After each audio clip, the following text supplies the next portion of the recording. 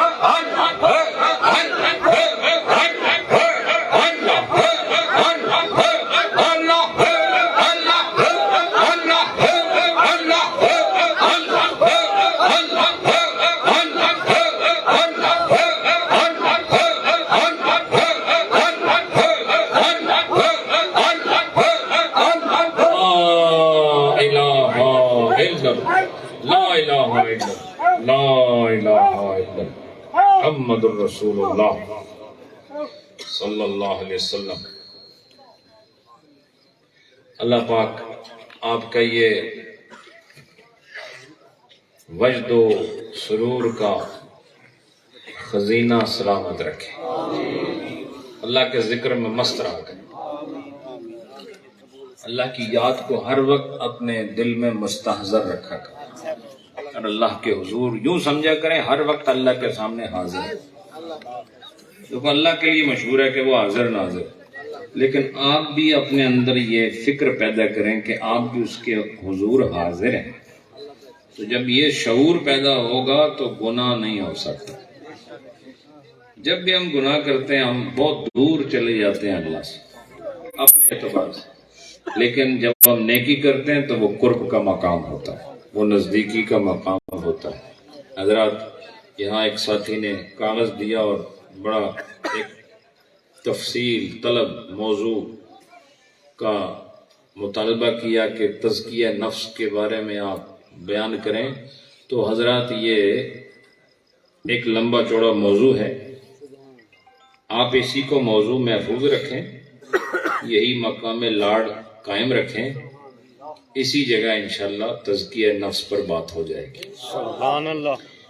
ابھی اگر تزکیہ نفس شروع کیا تو یہ سارے جتنے نفوس ہیں سب بھاگ جائیں گے یہاں سے، کافی دیر ہو چکی ہے۔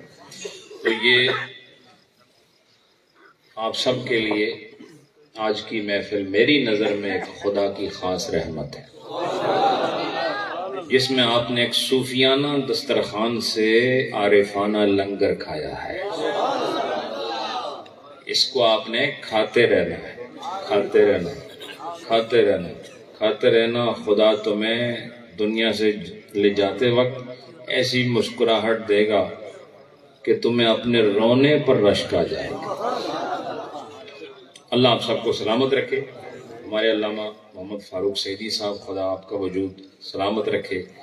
یہ ملتان شریف کا جو علاقہ ہے یہ ہے ہی عاشقوں کا علاقہ، یہ عارفان رب العالمین کی زمین ہے، یہ اللہ سے محبت کرنے والوں کا شہر ہے، اولیاء اللہ کا یہ شہر ہے، یہ بھی مدینۃ الاولیاء ہے، اور اہل اللہ کی صف میں ایک عظیم ولی کامل، عالم باعمل، عالم ربانی، وہ شخصیت کہ جنہیں لوگ کاظمی شاہ صاحب رحمۃ اللہ علیہ کے نام سے جانتے ہیں، جو سعید اہل سنت ہے، نہیں سمجھے، اور جو پوری اہل سنت کے لیے سعادت ہے، جنہیں قرابت نبی کا شرف بھی حاصل ہے اور سنیت کی سعادت ہونے کا شرف بھی حاصل ہے، جو بلا شک و شبہ واقعتاً جامع المعقول تھے اور جامع المنقول تھے اور رئیس المناطق تھے، اور جو اپنے کلام کی ندرت میں ممتاز اور منفرد اور ایک فرد کی حیثیت رکھتے تھے، کیونکہ وہ اس دور میں سنیت کی سرحدوں پر پہرہ داری دینے والے عظیم سپہ سالار تھے، اس لیے وہ فرد من الافراد تھے، وہ جنہیں اللہ نے مقام دیا ہوا تھا ان مقامات والوں میں وہ خود ایک فرد کی حیثیت رکھتے تھے، اور یہ جو میں کہہ رہا ہوں یہ علم والے سمجھتے ہیں، وہ ان کو جو یہ تفرد حاصل ہے اور جو ان کو یہ تمیز اور یہ مقام اور یہ امتیاز حاصل ہے، یہ اس لیے ہے کہ وہ خون رسول بھی ہیں اور قرآن و سنت کے پاکیزہ اصول کے عامل بھی ہیں، جن کی زندگی علم و عمل کے باہمی امتزاج سے کائنات کے لیے نمونہ عمل بنی ہوئی ہے، جو مدفون ہوئے عرصہ گزر گیا، لگتا ہے آج بھی ملتان ان کی سانسوں سے مہک رہا ہے۔ اور ان کے فیض یافتگان بہت سارے ہیں. میرے بڑے قریبی ساتھی بزرگ عالم دین علامہ عبدالغفور الوری صاحب، آپ جانتے ہیں، وہ آپ کے استاد ہیں. سبحان اللہ. سبحان اللہ، وہ یوں سمجھ لیں کہ انہوں نے لوگوں سے برطانیہ میں کہا کہ اس وقت، اگر یہ ان کی بات کر رہا ہوں، میری بات نہیں، آپ ان سے بات کر لینا. انہوں نے کہا اگر اس وقت کسی کو پیر کی ضرورت ہے تو انہوں نے میرا نام لیا، اس کے ساتھ رہو. علامہ عبدالغفور الوری صاحب، اور لاہور میں بیٹھے ہیں رائمنڈ کے اندر، برطانیہ میں پریسٹن شہر کے اندر ہوتے ہیں. تو وہ بھی ایک علم کا سمندر ہے بھئی. وہ شخص بھی بڑے کڑے مزاج کے آدمی ہیں بھئی، بہت سخت طبیعت ہے ان کی، مسائل میں گرفت بھی بہت کرتے ہیں. اور الحمدللہ اس فقیر کا ان کے ساتھ بہت سارے مسائل میں بہت ساری مشاورت اور بہت ساری گفتگو، کہیں تھوڑی بہتی یعنی محبت والی بحث مباحثہ بھی ہو جاتا تھا. تو وہ عظیم شخصیت ہے، اور واقعی وہ یہاں احمد سعید کاظمی رحمۃ اللہ علیہ کی بارگاہ سے مستفید ہیں، اور یہاں پڑھاتے رہے ہیں، اسی جامعہ میں پڑھاتے رہے ہیں. تو میں سمجھتا ہوں کہ اولیاء اللہ میں وہ لوگ کہ جنہوں نے قرآن و سنت کی خدمت کی ہے، یہ وہ اولیاء اللہ ہیں جن کی زمانے کو ضرورت ہے. آج بھی اسی چیز کو پیدا کرنے کی ضرورت ہے. آستانے والے جتنے بھی ہیں ان کو چاہیے کہ اپنی اولادوں کو قرآن و سنت کی تربیت کی منازل طے کرائیں، اور ان کو باقاعدہ صرف نحو اور اصول حدیث، اصول تفسیر، اصول فقہ اور یہ سب چیزیں ازبر کرائیں تاکہ وہ راہبری کا حق ادا کر سکیں. الحمدللہ رب العالمین، الصلاۃ والسلام علی محمد وعلی آلہ وصحبہ اجمعین. اللہ اس پاکیزہ خوبصورت برگزیدہ مجلس کو اپنی بارگاہ میں قبول فرمائے. اللہ اس مجلس کے ہر شریک پر اپنی رحمتیں نازل فرمائے. اے اللہ، علماء کرام، مستند علماء، اہل محبت علماء، اہل سنت علماء، اللہ ان سب کو لمبی عمریں، خیر والی، صحت والی، فیضان والی عطا فرمائے. اور آپ جتنے لوگ آئے ہیں، اتنی دیر سے بیٹھے ہوئے، اللہ آج آپ کا بیٹھنا میرے اور آپ سب کے لیے، ہمارا آج کا بیٹھنا توشہ آخرت فرما دے، اور اللہ اس کے ذریعے ہمارے پچھلے سارے گناہ معاف فرما دے. اللہ ہمارے ذمے جو دوسروں کے حقوق ہیں، پروردگار ہمیں ان کو ادا کرنے کی توفیق عطا فرما. اے اللہ، وہ تیرے حقوق جو نماز، روزے و حج کی صورت میں، زکوٰۃوں کی صورت میں ہمارے ذمے باقی ہیں، اللہ ہمیں ان کو ادا کرنے کی توفیق عطا فرما. رب العالمین ہمیں جھکنے والی پیشانیاں عطا فرما، تجھے یاد کرنے والے دل عطا فرما، اور تیرے نام لے لے کے جینے والی زبان عطا فرما. اللہ جو تیرے پاک بندوں کا منہ دیکھے ہمیں وہ نظر عطا فرما، اور جو تیرا پاک کلام سنے وہ سماعتیں عطا فرما. اللہ ہمیں سخاوت والے ہاتھ عطا فرما. اللہ ہمیں سچی رفتار والے قدم عطا فرما. اللہ ہمیں شریعت پر عمل کرنے والا بدن عطا فرما. اللہ طریقت کے انوار سمیٹنے والا باطن عطا فرما. اللہ اس مجلس کو سجانے والے جتنے بھی اہل محبت ہیں، بالخصوص حق نواز صاحب، اللہ پاک ان کو برکتیں، رحمتیں نصیب فرما، ان کے رزق میں کشادگی فرما. آپ میں سے جس کے رزق میں کمزوری، اللہ اسے کشادگی رزق نصیب فرمائے. جن کی اولادیں نہیں، اللہ انہیں اولادیں عطا فرمائے.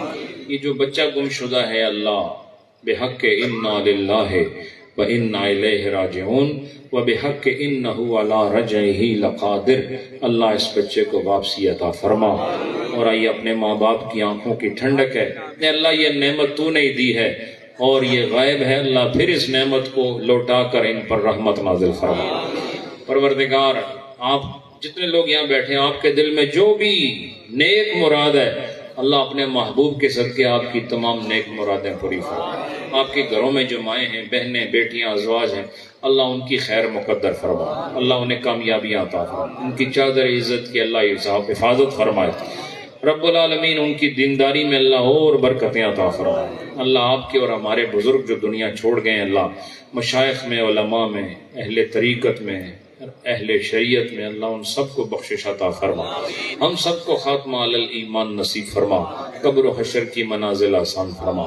اللہ ترکی کے زلزلے میں جو دنیا چھوڑ گئے، شام کے زلزلے میں جو دنیا کو خیر بات کہہ گئے، اللہ اس حادثے کے نتیجے میں جو خاندان غائب ہو گئے، لٹ گئے، ختم ہو گئے، رب العالمین باقی ماندہ ان کے اقارب اعزا کو صبر کامل عطا فرما، اور جو چلے گئے ہیں اللہ انہیں مرتبہ شہادت عطا فرما، اور آئندہ اس قسم کے حادثات سے اپنے کرم، مہربانی، فضل سے امت مسلمہ کو حفاظت عطا فرما، اور اللہ اسلام جہاں جہاں ہے اللہ ان زمین کے ٹکڑوں کو رب العالمین اسلام کی بدولت حفاظت عطا فرما۔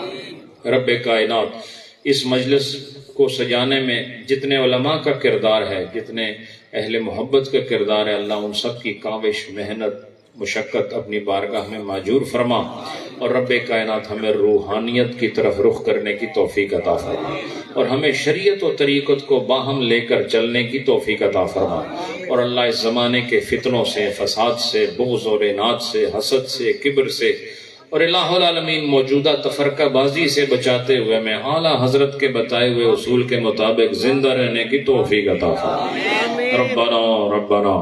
ربنا تقبل منا انك انت السميع العليم وتب علينا انك انت التواب الرحيم، وصلى الله على حبيبه محمد وعلى آله واصحابه اجمعين برحمتك يا ارحم الراحمين۔